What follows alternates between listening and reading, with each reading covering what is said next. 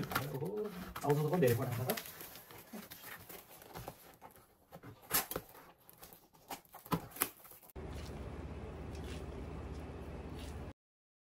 छ गरेपछि यो चाहिँ पुरै हल्का सुक्खा पुरै चपक्क नभइकन चाहिँ ग्यास निकाल्नु हुँदैन। कस्तो मलाई गाली गरेको तिमीले हेर त मैले दिदीले भनेको होइन, दिदीले पक्कै पनि सोधिरहनु भएको छ, पक्कै दिदीले भनेको होइन। नेपाल पोस्ट अरे फुड एन्ड क्लोथ अरे उयो त लास्टै धेरै हो त। मैले के पठाउनु भएको दिदीले? आमा के हो यो?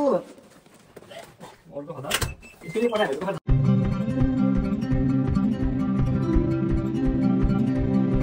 कस्तो मलाई गाली गरेको तिमीले हेर त मैले दिदीले भनेको होइन, दिदीले पक्कै पनि सोधिरहनु भएको छ, पक्कै दिदीले भनेको होइन। नेपाल पोस्ट अरे फुड एन्ड क्लोथ अरे उयो त लास्टै धेरै हो त। मैले के पठाउनु भएको दिदीले? आमा के हो यो? अर्को हो त त्यसले पठाएको त कसरी थाहा भयो नि? कस्तो पक्कै दिदीकै काम त हो, नभए हामीलाई नेपालबाट अरू पठाउने मान्छे को हो भन न। अस्ति सबै कुरा के छ के साइज सोध्ने के सोध्ने गरेपछि दिदीकै काम त हो। कस्तो दिदीको नाम नभएको है? के दिदी नै हो। बोरामा हालेर पुरै यो त धुलो झर्छ जस्तो हो यहाँ पुरै। झरोस् न सफा गरौँ न। फुड्स एन्ड क्लोथ अरे फुड चाहिँ के रहेछ?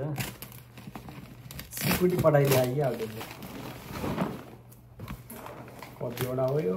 कसरी निकाल्ने यसलाई? खोइ उड्यौ त एकचोटि।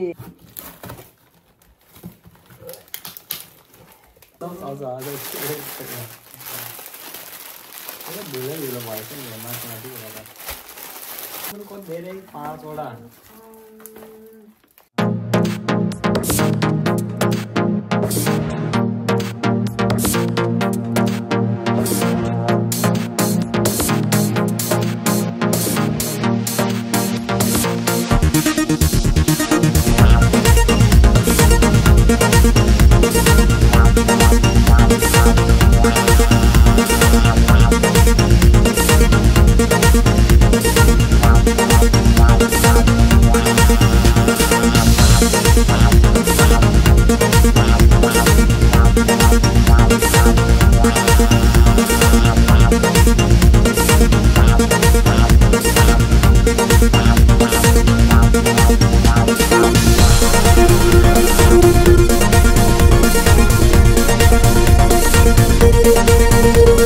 धेरै सामान नपठाएको भए पनि हुन्थ्यो। के भन्नु है, म त के भन्ने, मलाई त के भन्ने, मेरो मुखमा केही शब्द नै आएको छैन कि। तिमी भन के भन्नु मैले अब।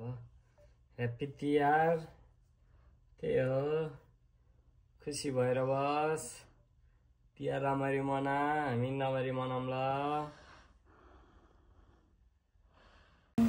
तेल तातेको छैन, ट्राई गर्दैछ, तातेर हिँड्छ। अब एकैछिनमा हुन्छ हाम्रो ढुङ्ग्रो। यो गऱ्यो भने चाहिँ कस्तो हुन्छ नि, यसरी थिचेर राखेपछि चाहिँ धेरै तेल पनि चाहिँदैन के। लगेर नै हाम्रो प्याकेजिङको काम चाहिँ सुरु भइसकेको छ। अब हाम्रो मसलाको प्याकेजिङ चाहिँ यसरी हुन्छ, आफ्नै स्टाइलको। यसरी चाहिँ हाम्रो ढुङ्ग्रो प्याकिङ हुँदैछ मसलाको लागि।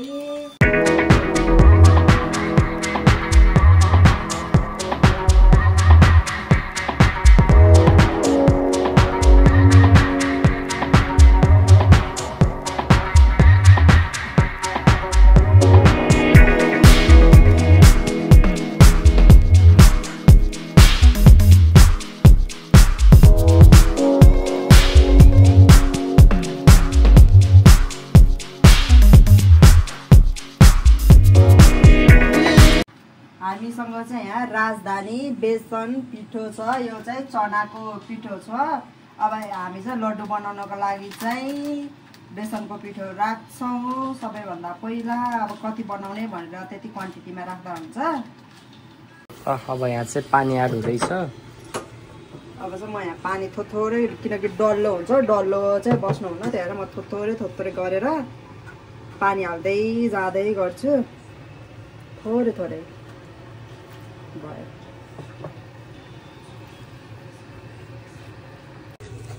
यहाँ चाहिँ डल्लोलाई एकदम मजाले फुटाउनु पर्ने हुन्छ। एउटा पनि उ बन्न दिनुहुन्न, यहाँ डल्लो बन्नुहुन्न।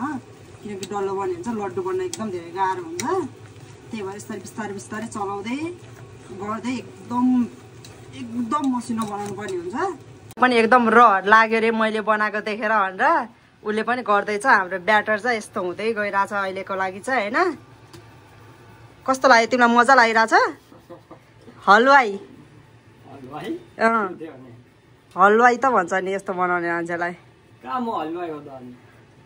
ब्याटर बनाउँदाखेरि चाहिँ होइन यस्तो गरेर गर्दाखेरि चम्चामा हो, चम्चामा ठ्याक्कै यसरी राम्रोसँग झरेर चम्चा यतिको हुने चाहिँ बनाउनु पर्छ। अब चाहिँ हामी स्टार्ट गर्छौँ बनाउनको लागि। यो पिठो चाहिँ रेडी भइसक्यो। अब मात्र भनेको तेलमा पुर्याउने काम हो। हाम्रो चाहिँ यस्तो रेडी हुँदैछ। अब यहाँबाट यस्तरी गर्दै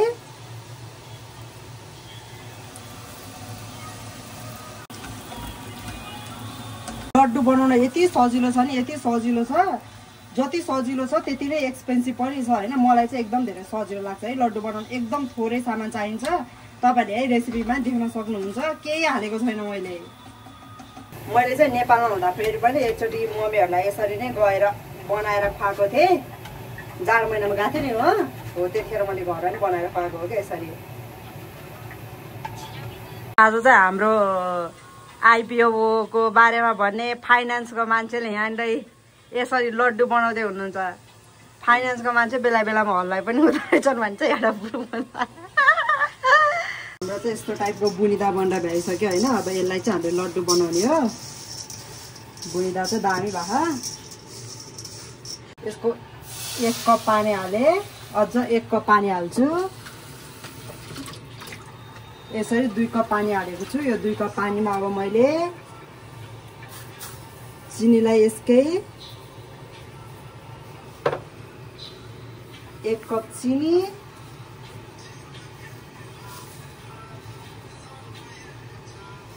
दुई कपै हालिदिन्छु चिनी पनि।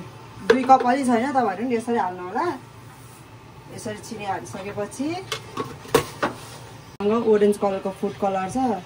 फुड कलर पनि यहाँ मैले यति जति थोरै मात्रै फुड कलर पनि यसमै राखिदिन्छु। अब यहाँनिर चाहिँ मैले यति जति घिउ पनि हालिदिएको छु टेस्टको लागि। मिठो हुन्छ घिउ हालेपछि अझ।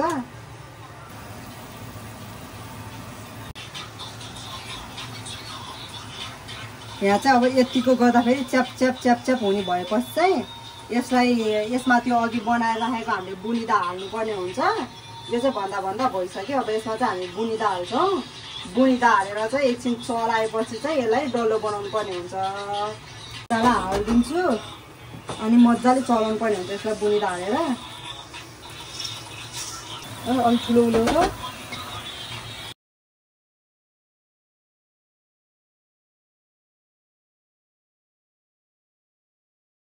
पक्क नभइकन चाहिँ ग्यास निभाउनु हुँदैन। यो चाहिँ हुँदैछ अझ पनि हल्का हल्का झोल बाँकी नै छ। यो झोल चाहिँ पुरै सुक्नुपर्ने हुन्छ। ल उसको चाहिँ एउटा डल्लो भइसकेको छ। कस्तो दामी देखियो।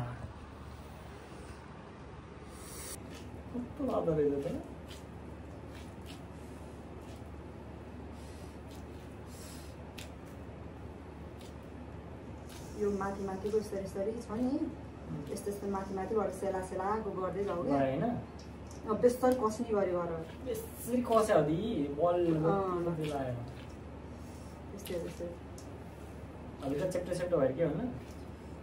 हामीले हान्दो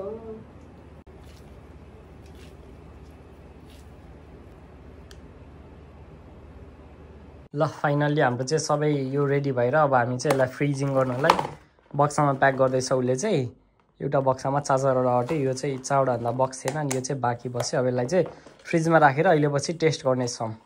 फाइनलमा अब फ्रिजमा यसरी राखिसकेको छौँ। अब यो चाहिँ एकछिन पुरै जाम हुनुपर्छ अनि यसपछि चिसो भइसकेपछि अनि हामी यसलाई टेस्ट गरिहेर्छौँ।